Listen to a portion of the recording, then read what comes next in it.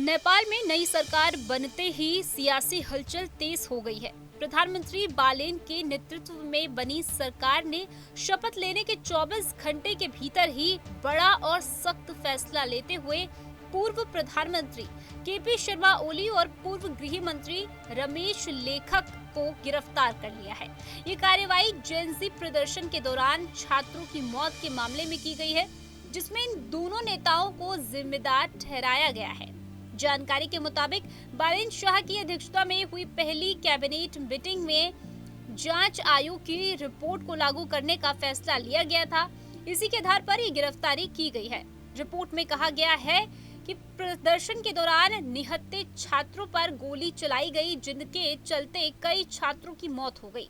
सरकार ने इस मामले में जवाबदेही तय करने के लिए सीधे कार्रवाई का रास्ता चुना। बताया जा रहा है कि सुबह तड़के ही सबसे पहले पूर्व गृह मंत्री रमेश लेखक को हिरासत में लिया गया और उसके कुछ ही समय बाद पूर्व प्रधानमंत्री ओली को भी गिरफ्तार कर लिया गया।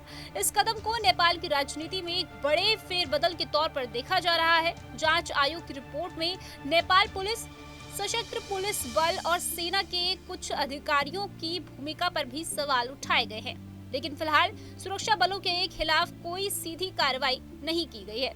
सरकार ने उनकी भूमिका की अलग से जांच के लिए एक नई समिति गठित करने का फैसला लिया है। आपको बता दें कि नेपाल में भड़की हिंसा में अब तक 77 लोगों की मौत हो गई है।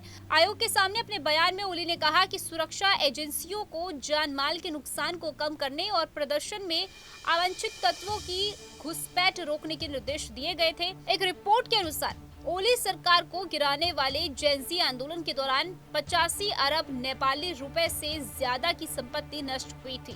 नेपाल में पिछले साल हुई जेन-ज़ी आंदोलन के दौरान हुई घटनाओं की जांच के लिए गठित एक उच्च स्तरीय जांच आयोग ने पूर्व प्रधानमंत्री केपी शर्मा ओली, पूर्व गृह मंत्री रमेश लेखक और तत्कालीन पुलिस प्रमुख चंद्र कुबेर खामपुर के खिलाफ आपराधिक जांच और मुकदमा चलाने की सिफारिश की थी।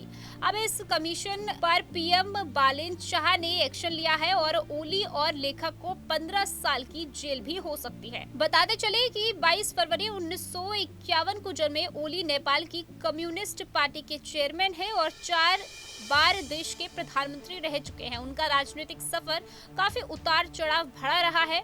1970 के दशक में राजतंत्र के खिलाफ काम करने पर उन्हें गिरफ्तार कर लिया गया था और वे 14 साल जेल में रहे। जेल से निकलकर वे नेपाल की मुख्यधारा की राजनीति में आए और देश के सबसे ताकतवर नेताओं में से एक बन गए। 50 साल से ज्यादा का राजनीतिक सफर जेल से शुरू हुआ था और आज एक बार फिर से जेल पर जाकर खत्म हो रहा है। घटना नेपाल में युवाओं की बढ़ती ताकत और पुरानी राजनीति के अंत की ओर इशारा करती है। Team news street. आपके मोबाइल पर तुरंत आएगी ब्रेकिंग न्यूज। स्क्रीन पर सबसे पहले दिखेगी बड़ी खबर। देश दुनिया की हर खबर एक जगह। अब आपके मोबाइल पर तुरंत फटाफट इंस्टॉल कीजिए न्यूज़ नेशन ऐप और रखिए खुद को अपडेट।